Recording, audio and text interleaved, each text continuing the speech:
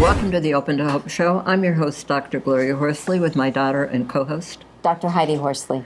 Well, Heidi, we're going to have a show that comes dear to our heart, right? Absolutely. Widowed Too Soon. It's widowhood and too soon. Even though I'm older, it's too soon. But we've got some gals on who were really widowed early, which is tough, and we'll be talking about some of the different issues. Well, yes, Mom. We'll be talking about being widowed younger, and they were both in their 30s. But you're bringing up something really interesting, because you're like, yes, maybe I was not a young widow, but it's always too soon. Mm-hmm. Exactly. And I like that idea. I call it last man standing. Yeah. Never nice. Well, it is an identity loss. Yeah. And it's like, who are we without our partners? Who are we without our spouses? So we will be talking to some people that can answer those questions. Right. And of course, you know what it's like, because you had an identity loss when Dad died. Yeah. And interestingly, they both had the loss of 2020. And then our other guest is specializing in dealing with spouse loss. So it's going to be really interesting to hear what she has to say about it also. Absolutely. And something that goes with this is the book that you and your fiance wrote. So, I just said my dad died in 2020. And you and your fiance, Dr. Frank Powers, wrote Open to Love, The Secrets of Senior Dating. Yeah, never expected I'd get into another relationship and was going to write a book for widows. And I ended up going online to do a chapter on online dating. And I met Frank Powers, the second love of my life. Absolutely. So please, if you're looking for love after loss, go and get this book on Amazon. And you can find out how I did it, finding the one. Absolutely. Okay, Mom, so we are going to introduce the guests now. Okay. Like I said, we're going to be talking about Widowed Too Soon, and right next to us is Dr. Liza Barrows Lane, and she knows something about this. So I will introduce her first. She is an assistant professor of social work at the University of Houston downtown. She's also an adjunct professor at Tulane University. She is the founder and executive director of the Young Widowhood Project. And in 2020, her husband Brent died in a tragic drowning accident. Liza was just 36 years old and had a young son and a stepson. She shares her insights through her social media platform at The Widowed Researcher. Mm-hmm. So welcome, Liza. Thank you so much for having me. Yeah, it's great to have you here. It really is. And next to you is Sarah Volman, and I know you two are working together. Now, Sarah is not a widow. That's true. But she is no stranger to grief and loss, because she has had a sister die. Mm-hmm. And she is very interested in this project, and we're going to find out more in a minute about why, because I love that you two have collaborated on this. I know Sarah from the Association for Death Educators and Counselors, and we partner with them. Mm-hmm. Sarah is a board-certified art therapist and a licensed clinical social worker. She is a faculty member of the Portland Institute for Loss and Transition. Bob Niemeyer, our good friend. Yes, absolutely. She is the associate director of the Young Widowhood Project, where you work with Liza. Exactly. I love this. And she is the author of Born into Loss, Shadows of a Deceased Sibling and Family Journeys of Grief. Sarah is currently earning her doctorate at Tulane University. I am. Thank you for having me. I love it. Welcome, Great, Sarah. everyone. I thought you two would be really great on a show together. So Kate Mullison is a certified grief coach. She is the founder and CEO of On Tuesdays We Wear Black. I love that. In 2020, the same year as Liza's husband died, her husband Craig died unexpectedly of medical negligence. Kate was just 32 years old and had 2 young children. That's right. Kate is the host of the National Grief Awareness Professional Development Conference and recently did a TED Talk, which should be up pretty soon, right? Hopefully within the next week or two. I love it. And you just released a book called so Faces of Grief. collaborative co-authored event presented by Grief Hab. It's called Faces of Grief. It's available now on Amazon. So we're so excited for that. I love it. Welcome, Kate. Thank you. All right. Mom. All right. So, young widows, wow. I know there are people waiting to hear what you guys have to say and see if they identify with it. I want to ask you to start out with, what was the hardest thing for you after your husband passed? Oh my goodness. I think the amount of pain that was just, it pushed me out of the range of pain that I'd ever felt in my life before. And then trying to live and raise a child with that amount of pain, and not just the pain, but like the trauma and the nightmares and the things that happened, because just the way my husband died, he bought a boat, took it out, and went missing. And then 2 days later, his And he body was missing found. for 2 days. That must have been agony. It was agony, absolute agony, and nobody saw what happened. So they were looking for him on land. I mean, there's EquiSearch actually found his body, and then we weren't able to see the body because it had been underwater for so many hours in Texas heat in July of 2020. So I think there was this ambiguity of not knowing, like, I didn't see the body, so I didn't have closure in that way or any kind of like physical sign, but such level of pain and having to function as, mom and dad, but I could never replace my husband for my son with all that trauma and grief, and my son experiencing all that trauma and grief. So I think really the hardest part for me was just being in that much pain and not knowing how to manage all of that and still function. Like, I didn't recognize myself anymore with that level of pain. I lost who I was, and I think that's how I lost my identity, was just, I have all these feelings I don't even know what to do with anymore, or ever. I've never had them. Yeah. And how about you, Kate? I love this question because it really just opens up the perspective for what widowhood is like. And Craig's death was medical negligence. I had my 2 adult disabled parents living with me. I had 2 small children. My son was 11. My daughter was 19 months old. She was still a baby. We were in a house that I had no legal claim over. The house was only in Craig's name. So the hardest part for me was the aftermath, the paperwork, because you were just left with this upheaval of your whole life, the rubble, you're in ground zero, for lack of a better metaphor, and to have to raise 2 small kids and one who's still in diaper and navigate physical and mental disability, and where are we going to live? I can't afford this house. Do I even get to keep the house? And then the bereavement piece, the paperwork, having to go back to work. And then when I found out we couldn't keep the house, it was like squatting in my own home, where you go to work every day and you're terrified. You don't know if you're going to get home and the sheriff is going to have changed the locks on your house. You don't know that you can trust people, the adults, because you have to go to work, who are there to make sure that the things get done for the kids, or to don't leave the house because they will change the locks. I literally was a squatter in my own home. You don't only, what I'm hearing from both of you haven't only lost your husband, you've lost the life that you once knew. The whole life. You don't know what it's going to look like going forward. Because even people who don't have to leave their situation, it's never the same. Right. It's, you walk through a very specific shaped door and it closes behind you and there's no going back. And then you go, what am I supposed to do now? Right. So Sarah, I'm wondering, how did you get involved in this, and why were you interested? Well, I think for me, I'm a grief therapist, and one of my big interests, and I think partially because of the loss of my sister who died before I was born, I think I'm always particularly drawn in terms of what I work with and what I'm interested in researching is losses that are disenfranchised or losses that aren't understood, and that things that we haven't really figured out yet or looked at enough yet. So that's always been something that is very close to my heart. I'm at Tulane right now getting my doctorate, and fortunately, like, the luckiest thing that happened to me at Tulane was very early in my first semester at Tulane, I met Liza, who was a professor of mine, and we often partner, the students often partner with professors on different research projects, et cetera, and kind of, I think in our first meeting, I told Liza about my interest in doing research particularly pertaining to the grief field, and she told me about the work she was doing, so it was kind of an automatic match, and I was so honored to be able to work with Liza, and I've learned so much from her.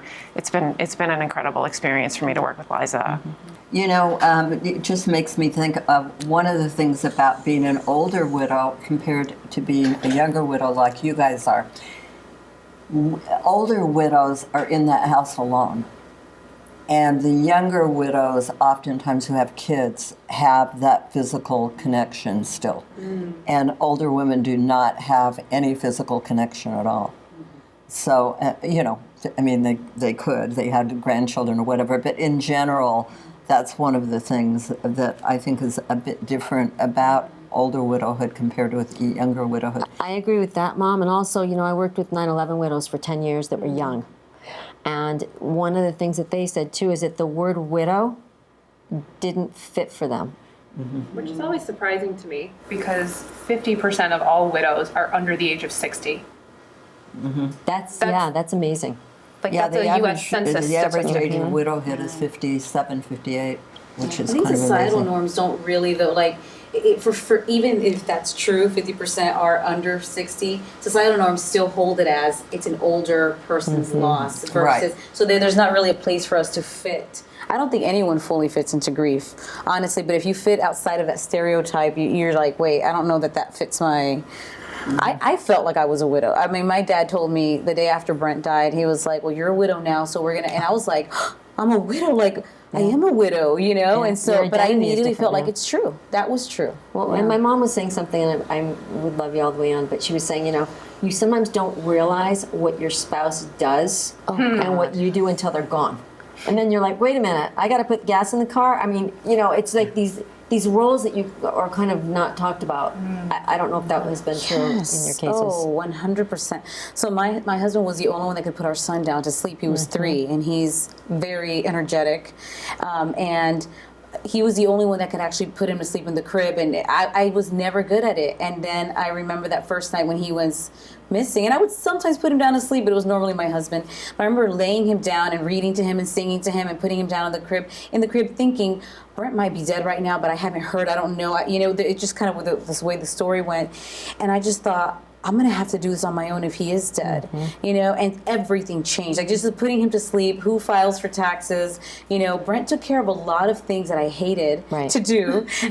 And my siblings, my family, they're like, we have all pitched in to try to fill in this gap for Brent, and between like 15 of us cannot fill in what Brent used to do for you and like to support you in the ways that, he did. So I really, he did so many different things. Yeah, but you have a lot of. It's always interesting to me. I always joke that Craig was software and I was hardware because he was an IT specialist by trade, but he was the router, the Wi-Fi network, the VPNs, the iTunes, the whatever. If it was a tech-related thing, it was him. I am installing a garbage disposal, changing the oil, tuning up the lawnmower, fixing the drywall. He was software, I was hardware. And to have that steep learning curve. Yeah. And when Craig died, it was in November. So tax season was like right around the corner. He always filed taxes and he had all the software and he had all the computers, like 3 different computer screens and this big office setup. And it was so petrifying to walk into his office the day that I decided that I finally mustered the gumption to go do taxes, to walk in that office and sit in his chair and use his credentials to log into his computer and pull up the software. And just that painful realization, he's supposed to be doing this. This isn't supposed to be me. You're lucky you knew what his credentials are. That's It a took whole a other while. issue. That took a while because he had FBI clearance. So having to Wow. get computer sign-ins and then clean out his home office. Oh, yeah. Like his So- boss called me, was like, hey, we need that server. And that was the first time I stepped foot in his home office since. What I've seen from the people that I've worked with and read about and heard is just there are certain pressures and things sometimes that are put on women, the way that they are, maybe some family members, don't, well, you shouldn't date until your child's grown, or you shouldn't date at all. It's as if they should kind of just die with the spouse, right? You should not go on with your life, or that we're really watching every move that you're doing, or that they come in very intrusive ways to like, oh, we're going to start telling your kids what to do, as if your parenting doesn't matter, or just very intrusive things and very judgmental things that are pretty shocking when you put them together. It's interesting that you're saying this because my mother would say the same thing, being a widow, you're damned if you do and you're damned if you don't. for In other sure. words, she started dating early on and people were judging her. It's too soon. But if you wait too long, they're like, why aren't you dating? You know what I mean? Why aren't you It's moving like, forward? why aren't you right? moving on? Yes. Women in particular are surveilled for their sexuality. In particular, like that's the research that I've done, even like just in a systematic review from studies around the world. Men are judged, they are, but women's sexuality, like in the United States, it's through judgment. That's how you're controlled.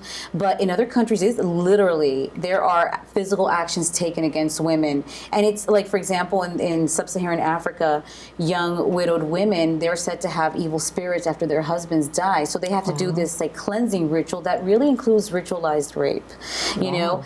But the men don't have the evil spirits, only the women do. And so this is done by the husband's family. They do ritualized rape on the woman, and if she doesn't accept that, they refuse to like accept her into the community, have her children with her. So it's a real thing for women especially. I mean, I think everyone is like, well, but they think, well, men need sex, so they need to, need to be able to date, but not for us. Yeah, I think it's so fascinating that you say that, because I think early on, one of the things I found, there was a film study done on a Ugandan like fellowship, a little township, and women who are widowed under the age of 50, stereotypically in that region, they're forced to stay inside during daylight hours. They are not allowed to be seen outside of their homes unaccompanied.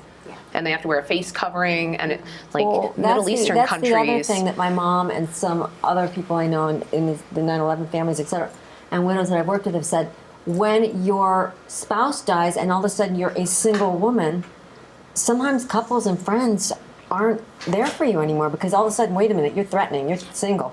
You're the third wheel. Yeah. You're the third wheel. Yeah, I've heard a Bring me lot out of about that, threat. about people not inviting you in, and especially with the younger people. And it's Yeah. even less invited in when you're single with children. Yeah. Well,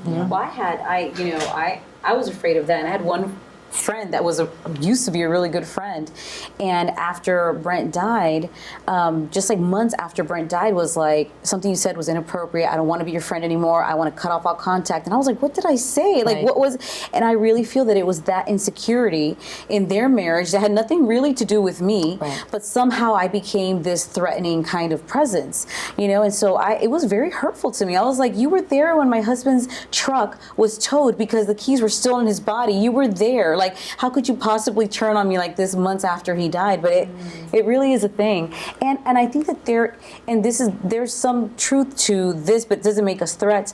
But this whole idea that sexual desire can intensify when people are widowed. And that's the research that Sarah and I have done, and other colleagues in Young Widowhood. It's just like you are dysregulated at every different level. Your sleep is messed up, your hunger's messed up. But sexuality, this intensifying, what they call it widow's fire. And so we brought that into the literature for the first time. I've never heard of this. Yeah, widow's fire. But I know my mother does Widowing, yes. Yeah, widow's fire is just an intense desire and obsessive desire for sex. It's that lack of physical contact and intimacy. Yeah. Yeah. Yeah.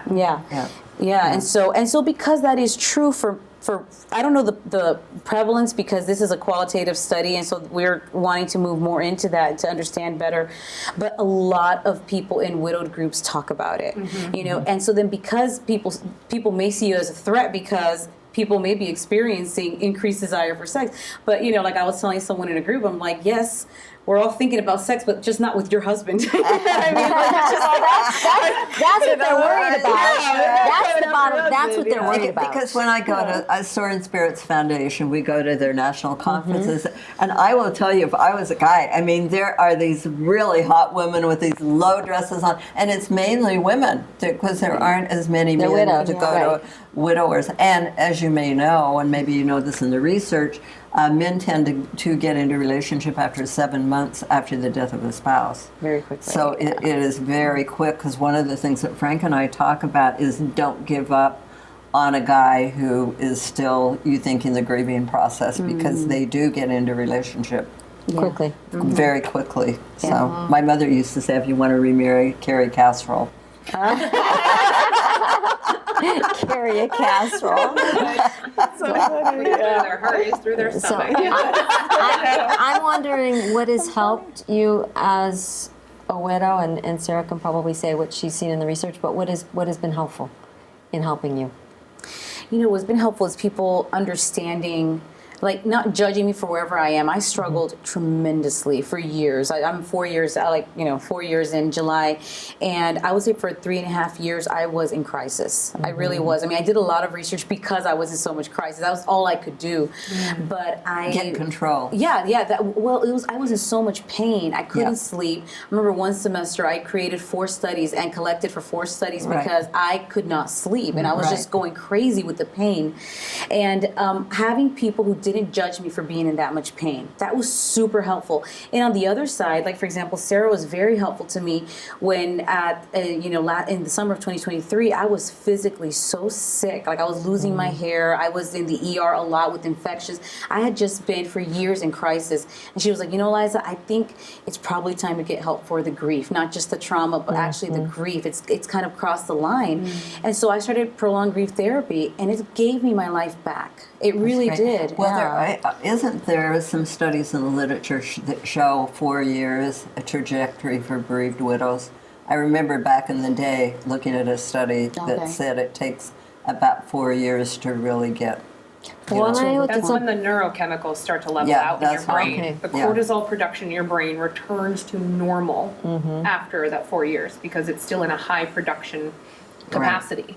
And so Right. after 4 years, it's returning to normal, and you can produce cortisol at a regular level. Yeah. It's fascinating that we're both in that 4-year Yeah, mark, I though, know. right? It is interesting. It is interesting. And so, Sarah, what have you seen has helped widows? I think, like Liza said, having a space that where there's no judgment, and about the sexual piece, since we're talking about it, I had one thing happen that was so fascinating. Yeah. I've done some work at TAPS, Tragedy Assistance Program for Survivors, and so I worked with a lot of young military widows in that space, and I'll just share one. I was just there in Florida Yes, a couple right. weeks ago. And I think Yeah. we've seen each other at different TAPS Yes, we events have. too. But there's one widow that I remember. I was there with my friend Sharon Strauss, and we were doing the Open Art Therapy Studio. And some people were doing doll making, and they often create a doll of their lost loved one, which becomes kind of a transitional object and a way to foster continuing bonds and all these things. And I sat with there were these two young widows in there together, and they were sitting with me, and they were really bonded together, and they both created these dolls that represented their husbands who had died, and they showed them to me, and I spent a lot of time with them.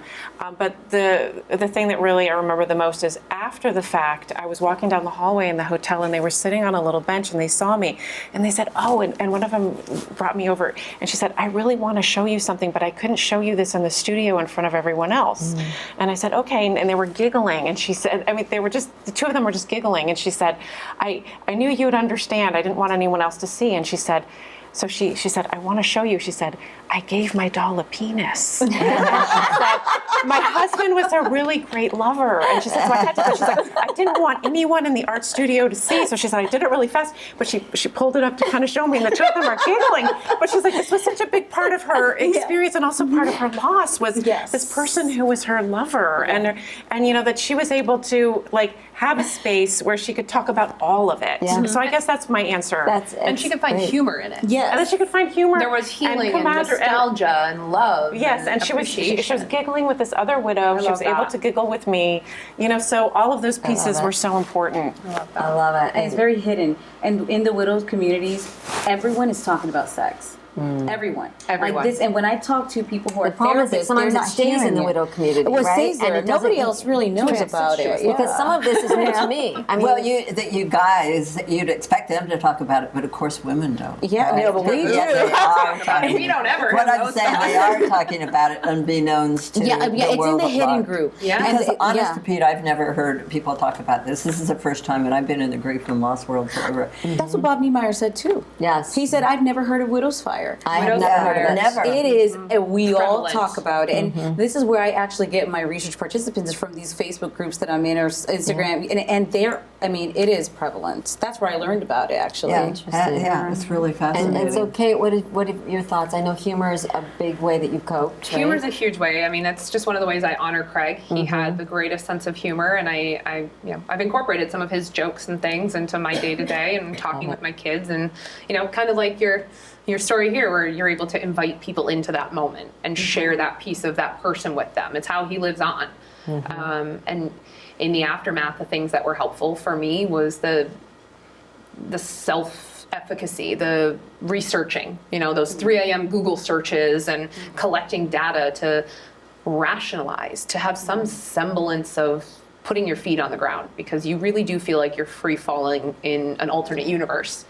It is unexplainable. It is ineffable. And Especially looking at other people around you and saying, wait a minute, I'm in my 30s and I'm a widow, and this is not what most people are dealing with right now. It was like when my brother died, I was 20, My friends didn't know what I was going through. I was 32. Half my friends weren't even married yet. Well, that's exactly.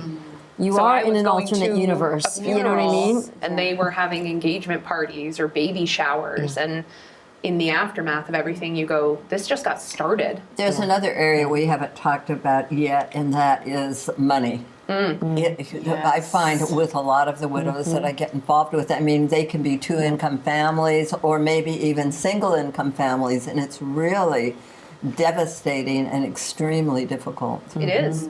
Yeah. I mean, Craig was the primary breadwinner. I didn't, I didn't do badly for myself, but it was 60% of my income just gone overnight. And then the fight to get the pension or the survivor benefits, the red tape that they make you jump through when you are being waterboarded with gasoline.